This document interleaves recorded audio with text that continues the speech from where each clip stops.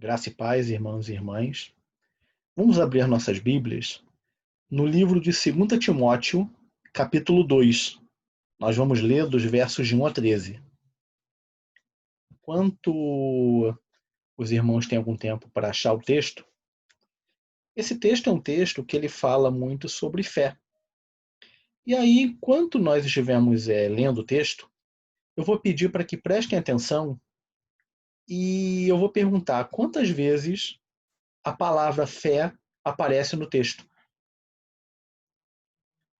Vamos então começar a leitura?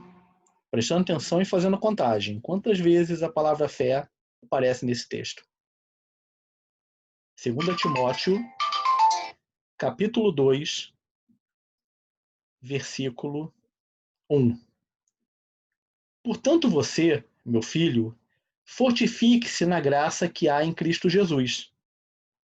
E as palavras que me ouviu dizer na presença de muitas testemunhas, confia a homens fiéis, que sejam também capazes de ensiná-las a outros. Suporte comigo os meus sofrimentos, como bom soldado de Cristo Jesus. Nenhum soldado se deixa envolver pelos negócios da vida civil, já que deseja agradar aquele que o alistou. Semelhantemente, nenhum atleta é coroado como vencedor, se não competir de acordo com as regras. O lavrador que trabalha arduamente deve ser o primeiro a participar dos frutos da colheita. Reflita no que estou dizendo, pois o Senhor dará a você entendimento em tudo. Lembre-se de Jesus Cristo, ressuscitado dos mortos, descendente de Davi, conforme o meu evangelho, pelo qual sofro e até estou preso como criminoso. Contudo, a palavra de Deus não está presa. Por isso, tudo suporto por causa dos eleitos, para que também eles alcancem a salvação que está em Cristo Jesus, com glória eterna. Esta palavra é digna de confiança. Se morrermos com ele também viveremos. Se perseverarmos, com ele também reinaremos. Se o negarmos, ele também nos negará. Se formos infiéis, ele permanece fiel, pois não pode negar-se a si mesmo. Bom, terminamos a nossa leitura e aí a gente volta à pergunta: quantas vezes foi ouvida a palavra fé neste texto que acabamos de ler? Lembrando que esse texto fala sobre fé. E a resposta é nenhuma vez. A palavra fé não foi mencionada aqui em momento nenhum. Se esse texto fosse lido em inglês, a palavra fé apareceria nele.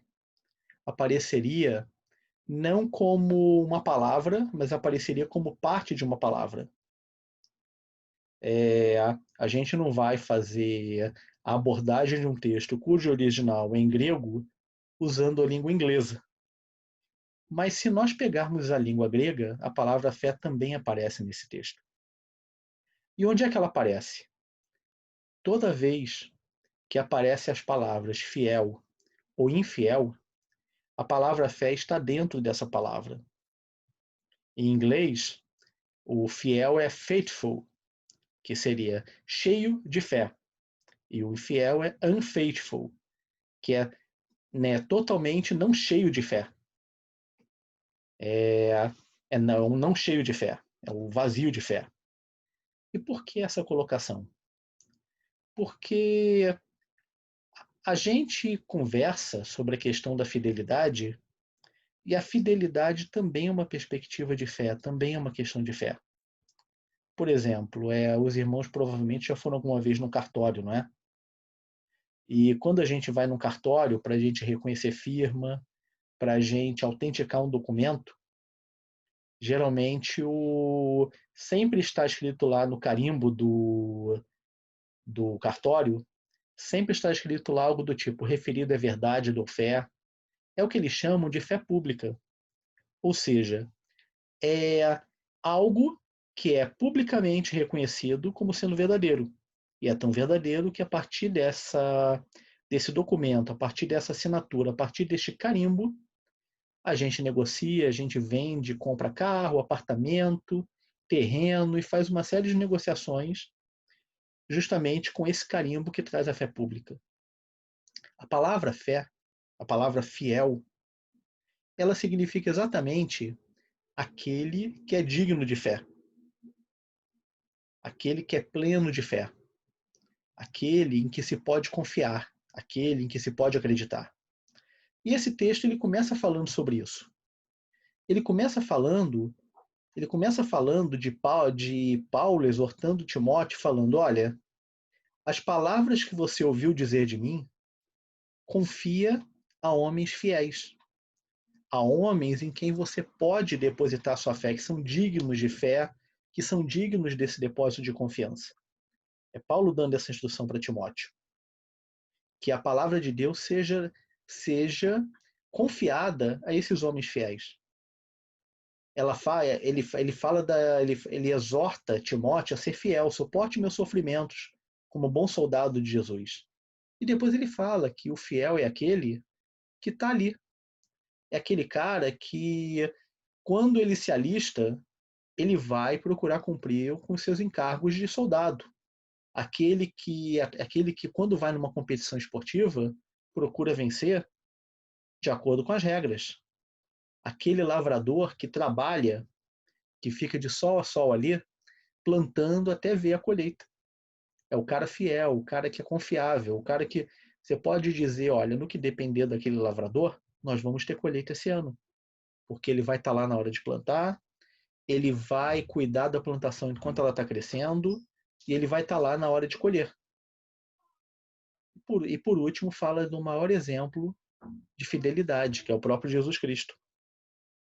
Então, a medida que a gente tem aqui, nesse texto, é a gente perguntar o seguinte: você crê em Deus? Essa é uma pergunta. Mas a outra pergunta que também cabe a gente fazer aqui é: Deus crê em você? Você é visto como alguém em quem Deus pode também ter fé em você? É claro que a gente não vai chegar aqui ao ponto de esperar um padrão de perfeição nosso que nós não podemos atingir. Mas a gente procurar ter uma vida que agrade a Deus, procurar ser fiel a Deus, ser alguém que Deus possa olhar e falar: olha, eu posso confiar nesse cara para que é um cara que vai tentar fazer aqui os meus propósitos nesse mundo. Lembrando que, como a gente estudou nesse estudo que a gente acabou de terminar sobre Romanos, lembrando que a fé é, sobretudo, uma operação do Espírito Santo, que é algo que a gente recebe de Deus e que a gente deve cultivar. Por último, aqui nesse texto, a gente tem esse versículo que fala: se formos infiéis, ou seja, se nós demonstrarmos que não somos dignos de que se deposite alguma fé sobre nós, ele permanece fiel, pois ele não pode negar a si mesmo. A natureza de Deus é ser digno da nossa fé, é ser digno da fé de todos, é ser fiel, mesmo que nós não sejamos. E a gente encontra vários exemplos sobre isso na Bíblia. A gente encontra um exemplo em que é declarado que Jesus não que a multidão ia até Jesus, mas que Jesus não confiava naquela multidão. Mas a gente tem exemplos contrários. A gente tem exemplos em que Deus chama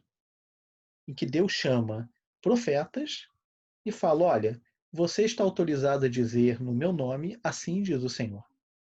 Deus confia a sua palavra a essas pessoas, o que é um grande depósito de confiança. São pessoas que foram encontradas fiéis diante de Deus. Nós temos no Novo Testamento também Pedro. Pedro, aquele que teve várias virtudes e vários defeitos. Aquele que muitas vezes é identificado como quem negou a Jesus. Mas é também identificado aquele que, uma vez chegando a Jesus e tendo a sua restauração, a quem Jesus confiou: apacenta os meus cordeiros, cuida da minha igreja. Jesus confiou em Pedro. Pedro, sim, ele era fiel. Se ele não fosse fiel, Jesus não teria dado tal encargo, tal comissionamento a ele. Ele era fiel. E aí nós temos agora essa pergunta. Aliás, eu até lembrei agora de um outro texto, um texto famoso lá de Apocalipse, que aparece mais de uma vez. Ele diz: "Sê fiel até a morte, e te darei a coroa da vida." Ele é um texto que ele fala também de fidelidade. Então, a instrução que a gente tem de Deus para nossas vidas é ser fiel até a morte, ser fiel até o final do dia, ser fiel até o final dessa pandemia, é ser fiel. É continuar firme, continuar orando, crendo que o Espírito Santo continua nos acompanhando, continua nos orientando, mas permanecer firmes, permanecermos fiéis. Sermos aquelas pessoas em quem Deus, na medida das nossas falhas, é claro, não de forma absoluta, mas em quem Deus pode confiar. Em quem Deus pode trabalhar e falar, olha, a tal pessoa tem seus defeitos, mas é alguém que é maleável, que eu posso trabalhar, que eu posso edificar na vida dessa pessoa. Mas sermos também pessoas que sejamos fiéis para as pessoas que nos cercam, que sejamos pessoas que sejamos fiéis também a nossos cônjuges, sejamos fiéis a nossos filhos, sejamos fiéis à nossa família, sejamos fiéis à nossa igreja. Então, irmãos, a mensagem de hoje é essa: é sermos fiéis e continuarmos sendo fiéis, porque a manutenção da fidelidade é uma coisa que muitas vezes é uma corrida de longo termo, é uma corrida às vezes demorada. E a gente não só precisa ser fiel pontualmente, mas a gente precisa manter-se fiel. Que Deus abençoe a todos nós e que nós sejamos assim. Que nós tenhamos a nossa fé e a nossa confiança depositada em Deus, mas que também nós sejamos pessoas em quem Deus possa confiar, com quem Deus possa contar. Não só Deus, mas as pessoas ao nosso redor também. Amém?